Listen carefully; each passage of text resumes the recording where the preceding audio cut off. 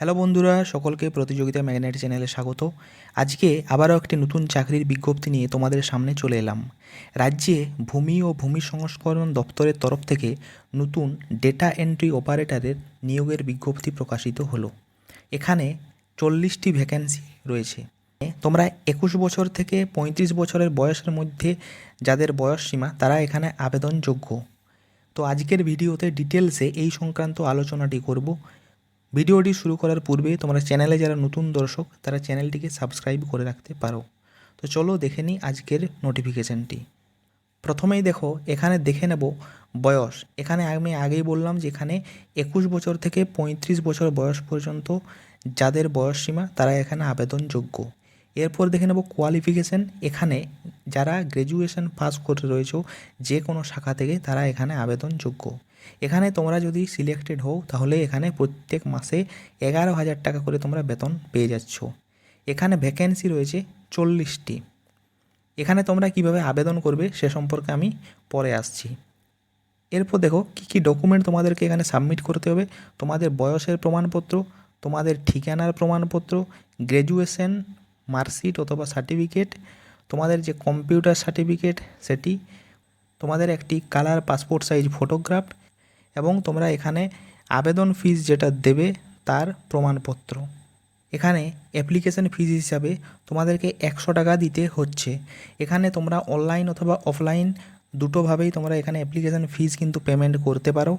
যদি অফলাইনে করো এবং যদি ডিমান্ড ড্রাফটের মধ্যে দিয়ে করো তাহলে অ্যাড্রেস দেওয়া রয়েছে, এবং যদি অ্যাকাউন্টে ট্রান্সফার করো তাহলে অ্যাকাউন্ট নাম্বারও এখানে দেওয়া রয়েছে। অ্যাপ্লিকেশন ফিস দেওয়ার পর তার প্রমাণপত্র কিন্তু অবশ্যই রাখবে। এরপর চলে আসি এখানে সিলেকশন প্রসিডিওর সম্পর্কে। এখানে তোমাদের দুটো ধাপে সিলেকশন করা হবে। প্রথম হবে 50 নম্বরের একটি পরীক্ষা এবং দ্বিতীয় হবে 50 নম্বরের কম্পিউটার টেস্ট।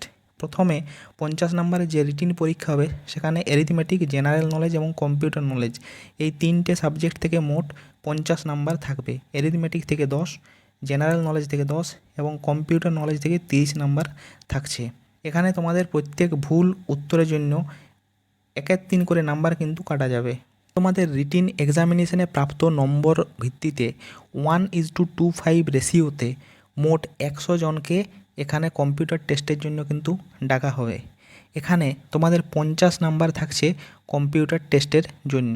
রিটিন এক্সামিনেশন এবং প্র্যাকটিক্যাল টেস্ট অর্থাৎ কম্পিউটার টেস্ট এই দুটো মিলিয়ে মোট নম্বরের ভিত্তিতে তোমাদের মেরিট লিস্ট কিন্তু তৈরি হবে। এরপর চলে আসি এখানে এর আবেদন প্রক্রিয়া কত তারিখ থেকে কত তারিখ পর্যন্ত হচ্ছে। এখানে আবেদন প্রক্রিয়া অলরেডি শুরু হয়ে গেছে।